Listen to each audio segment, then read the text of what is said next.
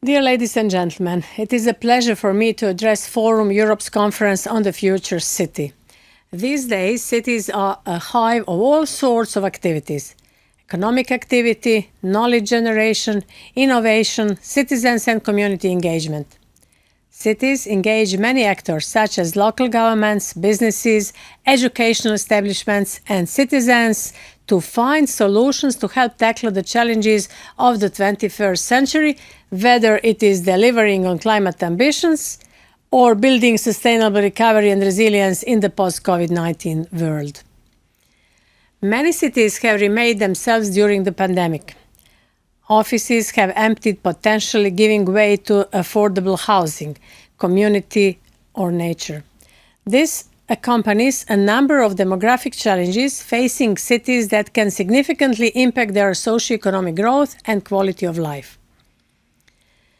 We must pave the way to a better future city, one that is greener, healthier, more equal, and productive, and less polluted and lonely. Also, cities are vibrant places for citizens to deliberate on the future European Union they want to build for themselves and for future generations. I'm thinking about the Conference on the Future of Europe, in which the voice of cities must be heard. The most evident demographic challenge facing the European Union today is aging. Cities are facing both the opportunities and challenges of our aging population. Today, 20% of the European Union population is above 65. By 2070, it will be 30%. The share of people above 80 will likely double, reaching 13% by 2070.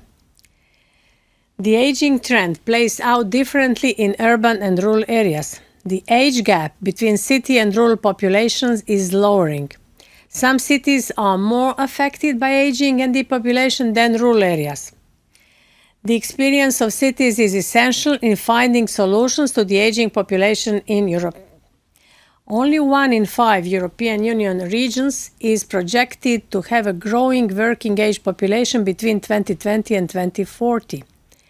These regions often include a capital city or another large city. In this context, cities, as major drivers of socio-economic growth, will have to look into the boosting participation of currently underrepresented groups in the labor market in order to sustain productivity. Another challenge is the population change that varies significantly between European Union territories. In rural areas, the population has been steadily decreasing. However, the population of urban areas grew by 3.8 million between 2014 and 2019. There are, however, differences across the European Union.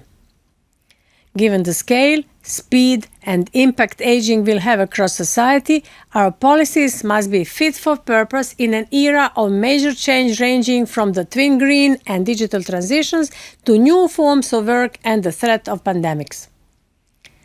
Our lives have been touched in different ways by COVID-19.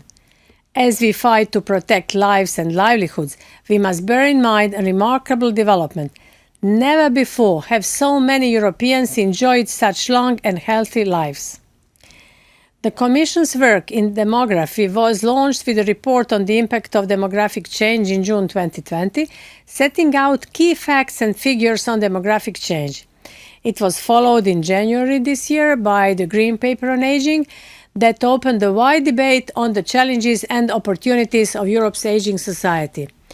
Its public consultation closed in April, and we are now analyzing the input and considering possible policy responses so the European Union can concretely support member states in their policy making. The full title of the paper is The Green Paper on Aging: Solidarity and Responsibility Between Generations. This highlights the importance we attach to intergenerational fairness. We need a forward-looking reflection on the impacts of aging and policy alternatives for the European Union and for its cities. And another of our forward-looking demography initiatives is the long-term vision for rural areas, which will be published at the end of this month. Our vision aims to be greater than the sum of all its parts and underpins both a green and just recovery for all. It is smart, sustainable, and takes the long view. It is all about creating a better future not only for the rural areas, but together with them, while ensuring they maintain their essential rural character. And to link this with cities, the development of rural areas is dependent on them being well connected to each other and to peri-urban and urban areas. This in turn improves access to a wider range of services for local communities. No two rural areas are alike, so we must harness their diversity and variations. This requires tailor-made responses and solutions for each territory's specific needs. The vision complements the European Green Deal that is Europe's growth strategy. With this vision, we hope to turn the changes into society, including the latest ones caused by COVID-19, into opportunities for rural areas. To somehow replicate what exists for cities through the European Union Urban Agenda by involving cities and the urban voices in the design and implementation of policies at the European Union and national levels. I'm convinced that demography is shaping our cities as much as it is shaping our territories. Working from home is likely to blur the traditional divide between residential and office districts. We are likely to see the emergence of multifamily housing and restaurants in mixed-use neighborhoods. The challenges for future cities are numerous, be it in combating environmental degradation or the loss of biodiversity. In addition, cities need to apply sustainable land use planning that promotes adequate access to green and recreational spaces for all citizens, including the aging population. And when it comes to resource consumption, some European cities already provide blueprints for a net zero carbon city, and this must be stepped up. Regarding public service delivery, cities must ensure equal access to such services like education, social services, healthcare, and culture for all social groups. When it comes to mobility, urban transport is a major emitter of greenhouse gas and air pollution. Cities need to move to more sustainable transport modes. Urban mobility systems should be efficient, carbon neutral, safe, and multimodal. Mobility patterns will also be affected by the aging population. Regarding infrastructure, affordable housing and energy supply should answer the needs of all, including the aging population.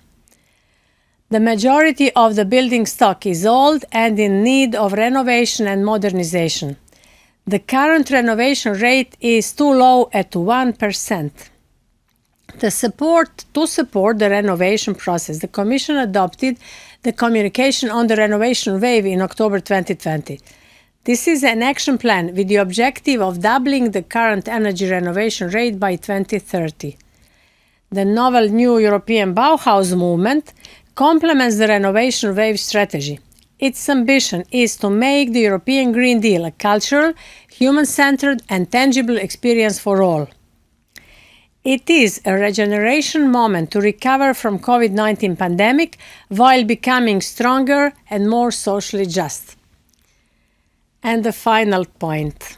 Forum Europe describes itself as the place where people and policy meet. This links to our work in the unprecedented exercise in deliberative democracy that is the Conference on the Future of Europe. The voices of people and their views on policies must be heard to make our democracy more responsive and more in line with the needs of citizens today and in the future. I invite all of you to go online to our multilingual digital platform, organize events, upload your outcomes on the platform, and make the voice of cities heard. And I want to thank you for your patience.